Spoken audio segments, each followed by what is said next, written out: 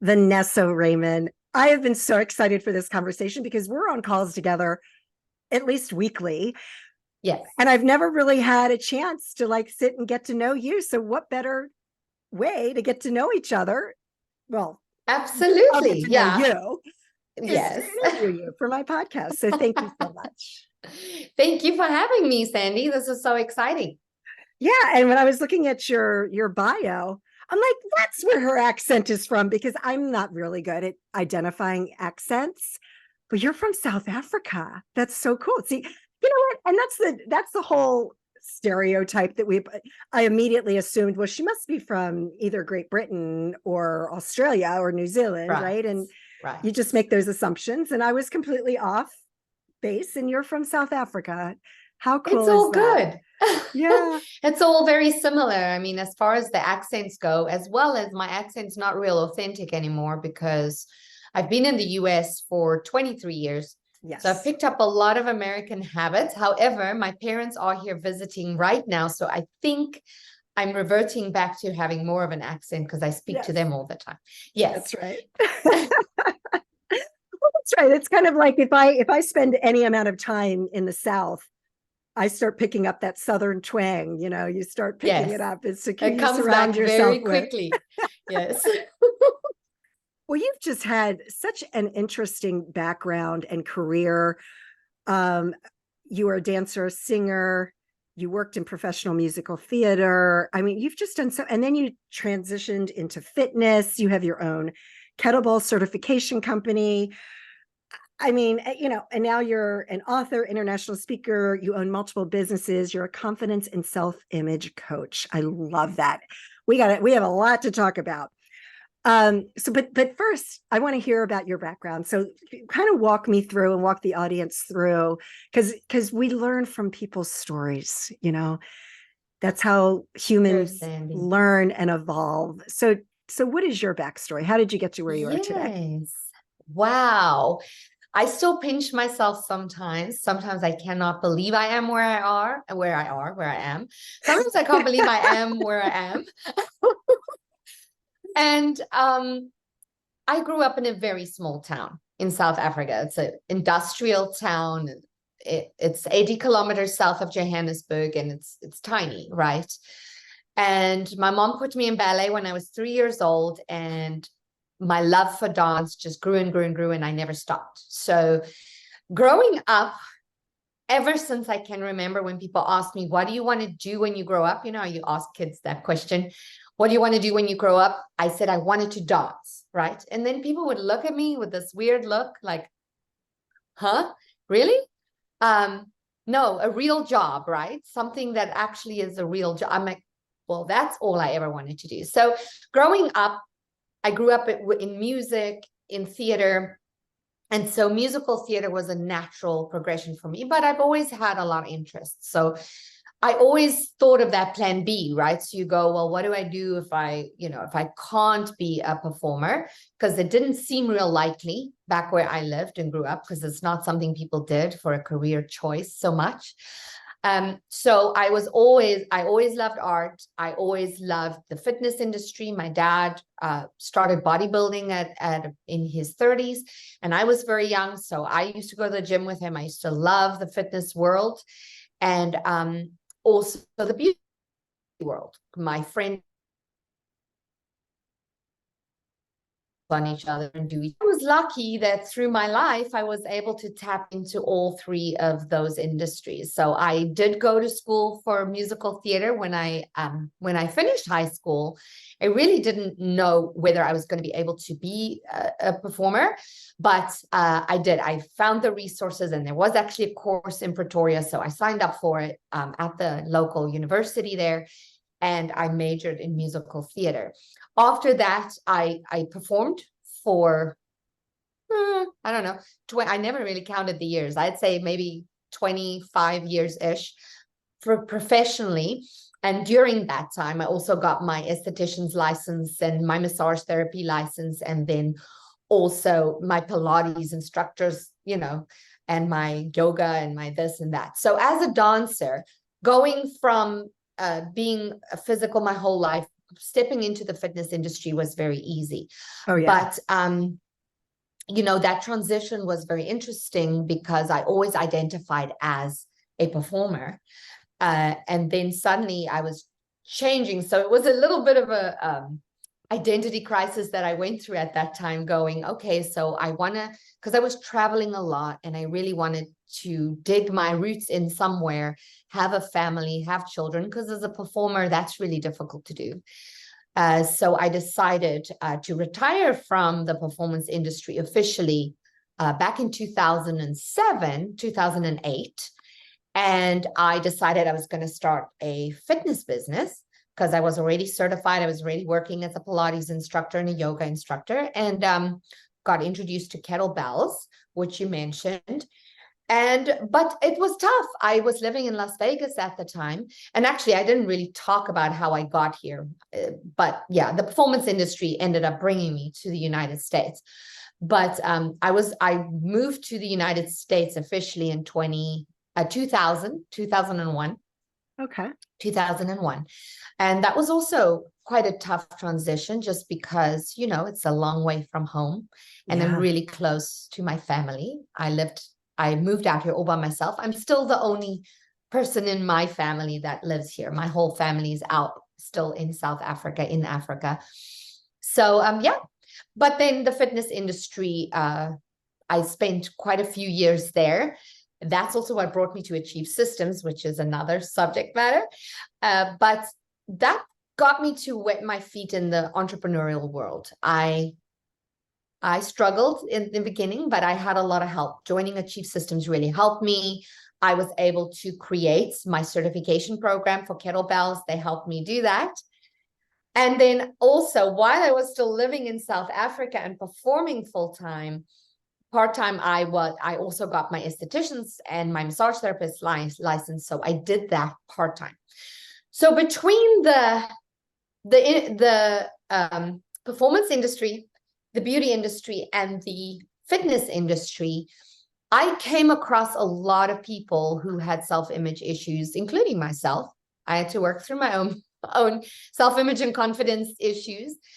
And so I came to a point in my life where I was like, how do I bring this all together? I'm a helper. I'm a people person. I'm a people helper. And so I hired a business coach, and she was like, well, why don't you coach people on confidence and success and image? Because that was my whole life, being a performer, going from audition to audition, starting my own businesses, you know, creating education, doing workshops with people. All these things contributed to what I'm actually essentially doing right now. And that is helping speakers, leaders, and entrepreneurs grow their businesses through helping them improve their confidence and their self-image. Well, that's it in a nutshell. And it's a natural progression for you because, you know, you are a perfect example of someone who, I mean, being a performer, that's all image related. The fitness industry, I mean, everything you've done has led you to this. Related. It's all Absolutely. image related. And wow, what a natural progression for you. And you've done it yourself. So it's not like you're not teaching anybody something that you don't know. And, you know, the confidence thing, you know, I work with athletes. It's all confidence. It doesn't matter what industry you're in. It's confidence. It all boils down to that piece. Yeah. That, and you know, Sandee, people always ask me, well, how are you different from other coaches, right? I don't know how many confidence coaches there are out there, but because of my physical background, I'm really a big proponent of connecting the mind and the body. If it's not in your body, if it's just mind, you got to bring the two together. So I work with my clients a lot on posture, body language, the things that affect our mental emotional state, but we don't always remember that or know that, how much the way we move, how much the way we show up in the world affects our mental emotional state, as well as how our mental emotional state affects our body language, our posture, the way we stand, the way we sit, the way we communicate. And in the end, effective communication really helps us improve our self-worth and our self-image and our confidence. So it all works together, but I tend to start with the body. And then I do the mindset piece, obviously, but I go from the body to the mindset piece, which is a little bit opposite from how I feel most coaches work. Well, yeah, and I like that angle that you just brought up, because if you're in a meeting and you're slouched over, you're not showing up in a way that other people are even going to look at you Right. and have confidence in you. Exactly. Right? You've got to be I sitting always tall, say, and yeah. right, it's a two-way street. Sure. You have to show up in a way that allows others to respect you and tap into who you really are and see the best version of who you are, um, because we all have that. We Yeah. all have that. It's just being intentional about it, right? Being aware and being intentional. Yeah, for sure. All right. So let's talk about Achieve, because Achieve is a really big organization that's really doing so much for so many different areas. From what I understand, it's like no matter what industry you're in, Achieve is something you'll be able to Right. achieve what you're going after. Yes, and it is a mouthful to really try and explain to people exactly what Achieve or everything that Achieve offers. But the best way I explain Achieve Systems is that it is a support system for entrepreneurs to help them grow their businesses through resources. We offer resources and revenue stream opportunities for you to create the best business that you can and create.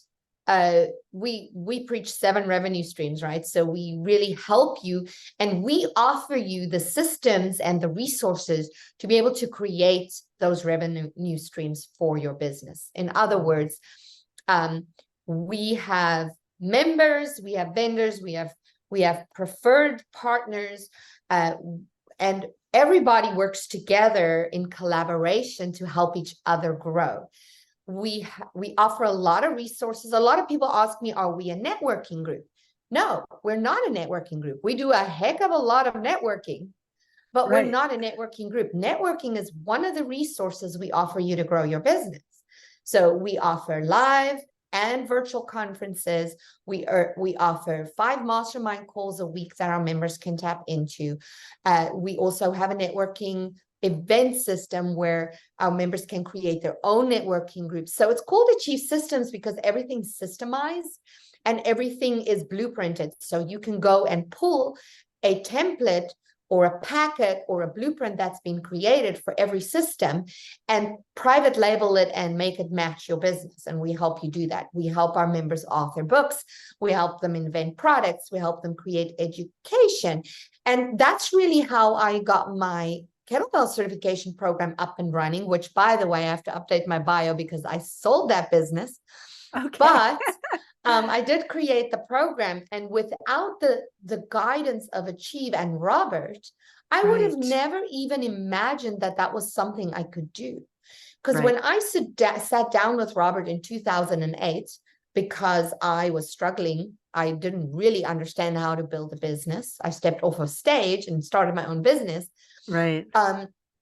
He listened to what I was good at and what I was doing. And obviously he did a little research because he found my little DVDs online. He found my kettlebell DVDs online. He's like, but you know, you have all these DVDs and things. Why don't you create a certification program? And I'm like, I can do that. Right. So what we do is we help our members open their minds to the possibilities, and then we help them create that thing or bring it to fruition. My kettlebell company became such a huge success. I was working with the US Army, with Gold's Gym, and I had master trainers countrywide teaching for me. So it was a passive income source for me eventually.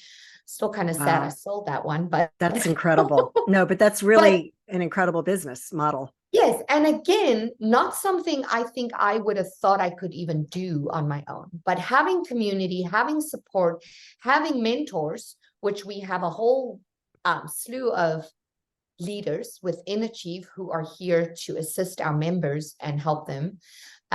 Without that support, it's really difficult to sometimes see from our perspective what we are able to achieve. You are so correct, because before we started recording, I was telling you how, when I joined the mentor studio and they were like, oh, do you want to run the podcasting division? And for so long, so many people were seeing me in a way that I didn't see myself, as this podcaster. And I'm like, yeah, I'm a podcaster, but it's my But so podcast. what, It's right? just, So yeah, what? I Yeah, just talk to people. I just have conversations because I don't know. I love to right. talk to That's what people. I And what a do. better way, right? What better way to Right. learn And and we don't grow? see the Yeah. extraordinary in that. To us, it's just everyday humdrum, right? But to others, and that's what I say to my educators, right? Because I work with Yeah. the educators very closely. We don't really recognize how much we have to share until someone helps draw it out of us. I had a mentor that once said, every single one of us knows something that someone else doesn't know, that they Yeah. would like to know. So if you just explore that, the possibilities are endless. Yeah, for sure. For sure. I Yeah. know. So that's really great, because so often I think, we have this idea and this trajectory that we want to go on, but maybe that's not the best path for you, right? And you need somebody that's on the outside looking in to be like, Right. Right. And that is well, essentially, yes, that's essentially why we all, when you look at people who are really successful, they tap into having some kind of mentor or group or mastermind or somewhere where they get feedback. We all need feedback because, sure. as I say to my clients, when we talk about self-confidence and self-image, we are very self-critical. And we got to remember that other people don't necessarily see us the way we see ourselves. And sometimes it's really great. Now, when it comes to getting people's feedback on who you are as a human being, obviously you want to talk to those people who are nearest and dearest to you, who love you and who respect you. You don't want to just go to any Tom, Dick, and Harry and get their opinion. Right. But if you're surrounded by leaders and you're surrounded by people who are successful, I always say go to those who are doing what you want to do. Learn from them because they've been there, done that. And no matter what it is. And that's why Achieve is so fabulous, because I think Robert is such a genius. He created this monster of a thing, but he's not, even though he is the guy and the main mentor and the creator and the founder, he has surrounded himself with a team. He put a team together. That's right. Each one of us have our strengths. And so right. we are there for the community to help them with our strength. And if someone comes to me and they ask me, well, I need help with this, and I'm like, oh, that's not really my thing, there's someone I can send them to. Yeah. And that is the genius about having such a beautiful community of support. Oh my gosh. It's so incredible. And, I interviewed Michael Silvers, who's the co-founding member of the Mentor Studio. That episode was released yesterday.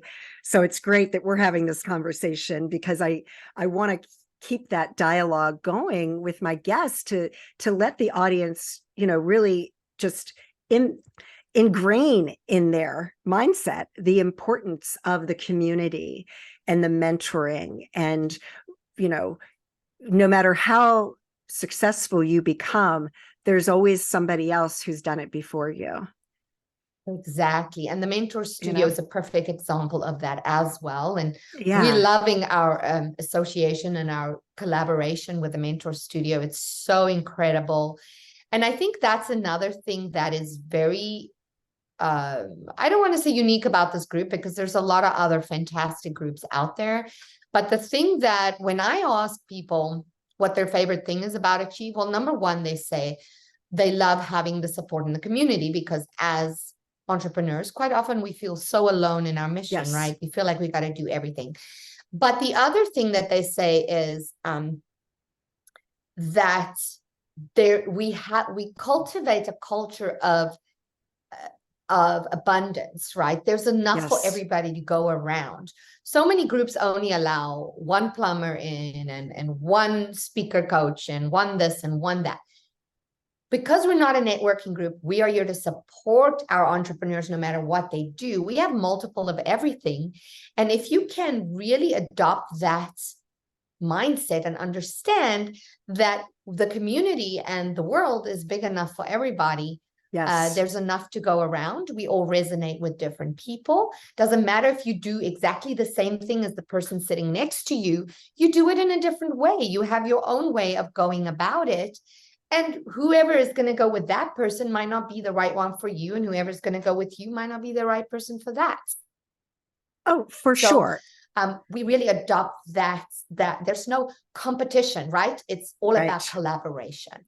And quite often people don't see that they can collaborate with someone who does exactly what they do and still benefit from it in a huge way. Yeah. And, you see as a coach, because I'm also a coach, and Yes. you see a lot of that. And there's a lot of that lack mentality out there. And, that's the thing that people need to recognize, is that there's plenty, just like you said, yes, not all plumbers are going to be the right plumber for me. No. And that's okay. No, you and might you're better not, off. Yeah. I mean, people are just better off having that abundance mindset, because there's enough for everybody. There's enough to go around. So I love that about Achieve System. So thank you for really pointing that out. And here's the thing, just to take it a step back for 1 second, I'll never forget when I first started dating my husband. We've been married 8 years now, so we've been together 11. So it was probably 11 years ago. And he took me to one of the local golf tournaments and Tiger Woods happened to be playing that day. And yeah, it was pretty cool. And we're standing there and I was like, oh my God, there's Tiger Woods. He was in a lesson. He was having a lesson with a coach on putting. And I was like, if that doesn't tell people, Tiger Woods. You can't stop. As a dancer, Sandee. Yeah. You never done going to class. Right. So many of my performance friends kept querying, okay, but now you're a professional dancer and you're doing it. How come you're still going to class every day? Repetition, repetition, repetition. Right. You have to keep honing your craft. You can never stop, because when you stop, you go backwards, right? And then you're not going to be a success. And it's like that with anything in life. That's right. When we talk about success, I can talk about being a dancer and getting up on stage and doing this or that, but it equates with anything in life. Repetition, consistency, discipline, showing up, right? Just being present, doing that thing regardless of the fear or the exhaustion or the whatever. That is what sets that 1% of success stories apart from those who might not get quite as far, is resilience, right? Just no matter what, you keep doing that thing. Well, and it's being coaching, accountable, getting someone to mentor you, no matter at what level you are. That's right. And because every good coach has a good coach. A coach. Yeah. Absolutely. And, finding, like we said, also the community, the people, surround yourself with people who challenge you. Yes. So we don't become complacent. I mean, for me, that was quite overwhelming right in the beginning as I joined Achieve, because talking about those self-image issues, right? I always kind of still identified as that little girl from the small town at the tip of Africa. When people were looking at me as this entrepreneur leader stepping into this organization, that at first it seemed so threatening, and I was, I didn't really know what to do with it. But when we learn how to step into that and understand that having people around us that challenge us, that, that asks the right questions, that have been there and done that, so we don't need to reinvent the wheel, that's what it's all about. You have dropped so many amazing golden nuggets, but I think we've got one more. I know you've got one more in you. So I want to talk about image. If somebody is struggling with their image, what advice can you give that people can apply right now that can help them, even in a small way to work toward, what they're trying to accomplish? Absolutely. Sandee, the thing with confidence and self-image is it is a skill. It's like anything else. you need to kind of cultivate it and practice it. And it's, I always use the snowball analogy, right? When you get that small little piece and then you start working on that and it snowballs into something bigger, into something bigger, into something bigger. And the way I always encourage my clients to start is with one habit, something that they do for themselves that they know is good for them, right? It doesn't have to be anything huge, but the secret is sticking with it, because our brains are wonderful, wonderful organisms, right? And you train your brain. You have the ability, you know, because you're a mindset coach, right? You get to train your brain and get to rewire those neural pathways by changing your actions and the way you talk to yourself and the way you communicate by yourself. And by picking a small habit, and I always say stick to it for at least 90 days, but if you can continue it through your life, that habit will always serve you. But what that does is you are creating accountability for yourself. So whether it is, okay, I'm going to wake up in the morning and drink a cup of hot lemon water because I know it's good for me, and I'm going to keep doing that for the next 90 days, or whether it is I'm going to take up a meditation practice, or I'm going to do 10 minutes of yoga every afternoon, or whatever it might be, or I'm going to do my 5 outreaches for my business every day. It's only going to take me 10 minutes, but I'm going to do it every day, right? If you can find those things that you can really stick to and show yourself that you can be accountable to yourself, that is where the self-love and the self-worth begins, right? And then it is a matter of also heightening your awareness as to how are you communicating with yourself? What do you say to yourself when you're standing in front of the mirror, brushing your hair or shaving your beard, or, you know, or doing your makeup, or whatever it may be? Become aware of that and start changing those negative patterns. And you can do that very easily by heightening your awareness and nipping it in the bud and saying, oh, no, how can I change that negative thought to something positive? How can I go, oh, crap, I'm having a bad day, or, you know, I don't like my nose, to, you know what, my nose is unique, it's distinguished, you know, whatever. You know what I'm getting at. So find that habit, stick to it for 90 days, see what that does for your self-image and your self-worth, and then also become really aware of how you're communicating with yourself, because that's also going to affect how you communicate with others. Oh, I love it. That was so well said. Thank you so much, Vanessa. And it made me think of when I'm working with an athlete and we're talking about confidence, I always kind of go like this. I'm like, it's like a muscle, right? Because athletes, have to practice it. Yeah. They're familiar with building their muscle. They identify Yep. with that. And that's what confidence is. And creating those habits, it's like building that muscle. And the more you do it, yeah. And I love that 90 days, because, you know, they say it takes 21 days to create a habit. I'm like 30 at the minimum, but 90 is even better. Well, and 90 is, you know, that sounds like a lot, but it really goes so quickly. And if you just do that, and if it's something small, it doesn't seem like a big task. The other little nugget I just want to throw in there is I work with posture a lot, because remember, not only does the way you carry your body make you feel more confident because it changes the chemicals in your brain, there's all that science behind that, right? But it's also the universal language of confidence. And when people start treating you like you're confident, even if you're not, that in itself enhances your confidence. And you can do that and achieve that by simply finding that beautiful, tall, upright posture that confident people usually acquire. Yes, I love it. Vanessa, this has been so amazing. How can people find you and your website? Just throw out all that information real quick. Yes, you can find me at victoryinbiz, biz.com. And my email is easy. It's vanessa@victoryfactor.com. And I always love new Facebook and Instagram friends. Just find Vanessa Raymond in Colorado. You should find me pretty easily. But yes, those are the easiest ways to get hold of me. Fantastic. And I'll make sure all that's in the show notes as well. So Vanessa, thank you. Sandee. This has been such a pleasure. And I can't wait to meet you in person. I'm sure that our paths are going to cross probably in the near future. Most definitely. Thank you for making this opportunity available to me. Oh, thank you so much. And thank you for listening, everyone.